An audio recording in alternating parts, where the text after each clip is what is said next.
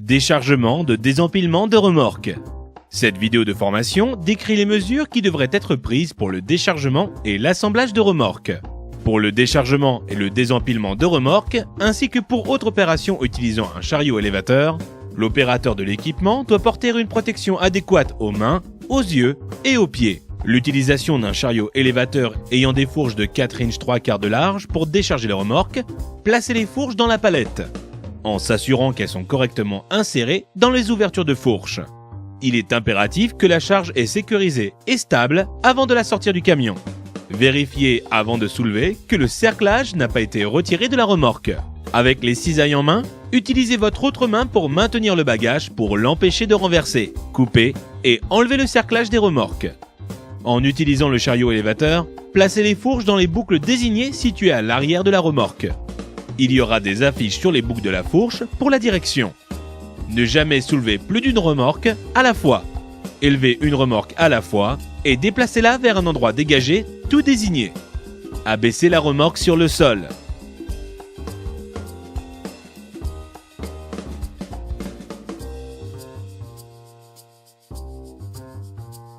Sur le chariot élévateur à nouveau, soulevez lentement la remorque et balancez la langue vers l'avant. Une fois que la remorque a été soulevée suffisamment pour balancer la langue plus que la verticale, commencez à faire baisser la remorque sur le sol d'une manière lente et contrôlée. Une fois que la remorque est sur le sol, le chariot peut être retiré et vous pouvez passer à l'assemblage. L'installation du panneau latéral est nécessaire pour toutes les remorques à l'exception de la 4x6.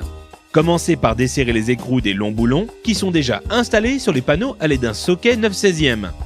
Mettre les panneaux en place et utiliser votre maillet en caoutchouc pour aider à guider les coins vers leur place.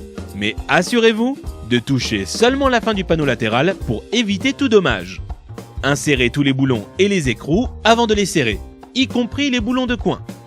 Les boutons 3/8 par 7 sont utilisés dans la partie centrale des panneaux et ceux de 3/8 par 3/4 sont utilisés au niveau des extrémités des panneaux latéraux, serrés à l'aide d'une clé à douille 9/16e. Pour l'installation du boulot à ergot, vous devriez réaliser que l'ergot est déjà en place. Utilisez les boulons 3/8 par 6 de carrosserie et les écrous de 3/8 pour les fixer en place. Attention à ne pas trop serrer les écrous pour éviter de denter le sol. Prenez également des précautions lors de la mise en place du boulon comme le câblage de la remorque est dans le tube ergot et vous ne voulez pas endommager le câblage avec le boulon. Tirez légèrement sur le câblage si elle bloque le trou du boulon. Lorsque vous installez le bras de rétention de charge, utilisez la vis à bourron 3/8 par 1 pour fixer les bras de rétention de charge à l'avant de la remorque. Pliez le bras légèrement pour aider à créer une pression sur l'écrou. Utilisez une clé hexagonale 7/32e et une clé 9/16e sur l'écrou pour le fixer. Notez que l'écrou doit être à l'intérieur du poteau d'angle et que la tête ronde soit tournée vers l'intérieur de la remorque. Afin de desserrer le verrou, un maillet en caoutchouc peut être nécessaire pour faire pivoter le loquet de l'avant vers l'arrière plusieurs fois. Pour les remorques 5 par 10 et les remorques avec des pneus de 13 pouces, l'installation d'un garde-boue est requise. Pour l'installation du garde-boue, desserrez le boulon existant qui assure la sécurité du garde-boue. Placez le boulon avant sans serrer d'abord, puis les boulons supérieurs sans serrer à nouveau, avant de serrer les deux. Notez que les boulons vont à l'intérieur de la remorque et que les écrous vont à l'intérieur du garde-boue. Utilisez les boulons et écrous 3/8 par 3/4. Utilisez une extension de socket et une douille 9/16e pour serrer les boulons. Pour le montage des remorques 4x6 qui ne nécessitent pas que l'ergot soit basculé dessous la remorque, commencez par couper les attaches en plastique de maintien de l'ergot à l'avant de la remorque. Mettre sur le rail avant les deux rails latéraux avant de fixer les rails sur les postes de remorque. Utilisez les boulons 3/8 par 2 à chaque extrémité des rails latéraux pour fixer au poteau d'angle.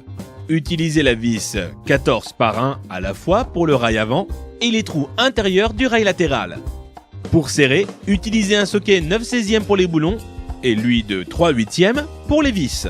Placez le tube dans l'ergot à l'avant de la remorque et de l'aligner sur les trous de 1/2. En utilisant les boulons 1/2 par 3.5 et les écrous 1/2, fixez cette section à la remorque et le serrez avec une douille 3/4. Ensuite, tirez le câblage à travers le milieu du chenal. Une fois cette étape terminée, enveloppez les chaînes ou les câbles autour de l'ergot et sécurisez bien. Utilisez une douille 3/8 pour enlever les vis qui retiennent les boucles de la fourche. Poussez les boucles les unes vers les autres et retirez-les. Cette étape doit être effectuée sur toutes les remorques indépendamment de leur taille.